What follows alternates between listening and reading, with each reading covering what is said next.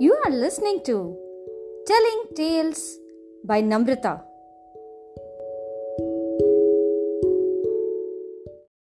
Hello, kids. In the last episode, we heard how Ram easily met the challenge of Sita Swayamvar, and that led to the sacred wedding of Ram and Sita. Let's continue with the story. King Dashrath was growing older. He noticed omens suggesting his end was near. He convened a special meeting of all the important ministers, gurus, advisors, and family, those who loved him unconditionally and whom he loved in return. When everyone arrived, he announced his decision. I have lived long enough, and now ruling the kingdom has become tough. I want to step down and leave everything, and my son Ram shall become the king. Everyone in the courtroom approved with great joy, as this was accepted to everyone.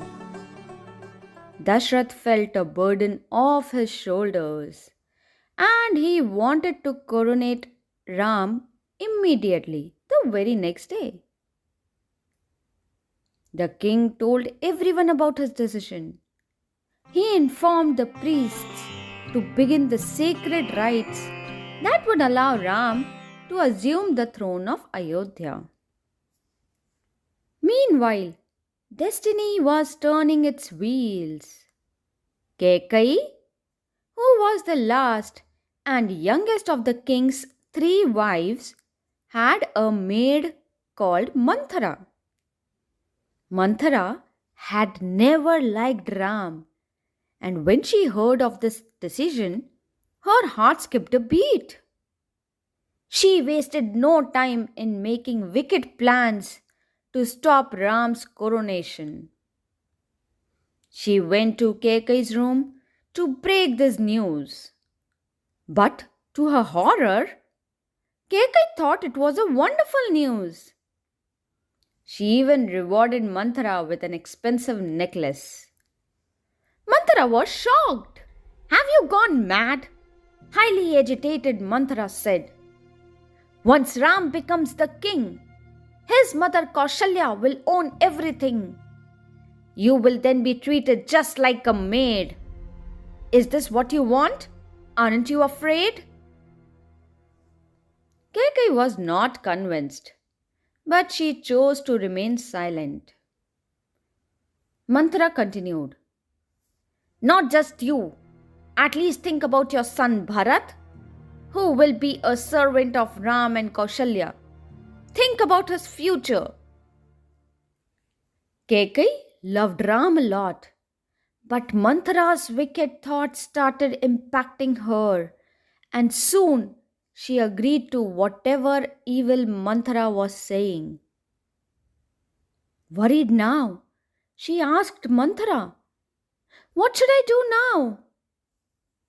Manthara was all ready with a solution and declared in a sinister tone. Remember, years ago, the king gave you two boons. Now is the time. Whatever you want, ask him soon. Kaikeyi had completely forgotten about these boons. Many years ago, Dashrath was in a battle where he almost lost his life. Kaikeyi saved him that day by displaying enormous courage. She struck her finger in the chariot wheel to ensure that it does not fall off. This gave the king enough time to destroy his enemy. Grateful for what she had done, Dashrath offered her two boons. Kaikeyi saved those boons for the future because she did not need anything apart from what she already had. Manthara said with gleamy eyes, "These are the two wishes that you shall demand. Firstly, Bharat should be made the new king to command. Ram should leave the kingdom and go to forest for 14 years. This should be your second wish. Just ask the king without any fears."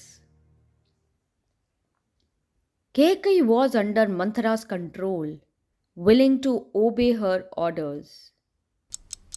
That night, when Dashrath came to her palace, she asked for two boons as instructed by Manthara. Hearing this, Dashrath fell to the floor. He begged Kaikeyi to change her mind. He was willing to make Bharat the king, but why send Ram to exile? However, Kaikeyi was so hard-hearted that she was not ready to change her decisions. She was adamant. Dashrath was left with no option but to listen to her. Dashrath was forced to call Ram and have a meeting with him. He was in no condition to speak, so Kaikeyi said, "Ram, just leave the kingdom and go to forest for 14 years." Kaikeyi said harshly, while Dashrath was in tears.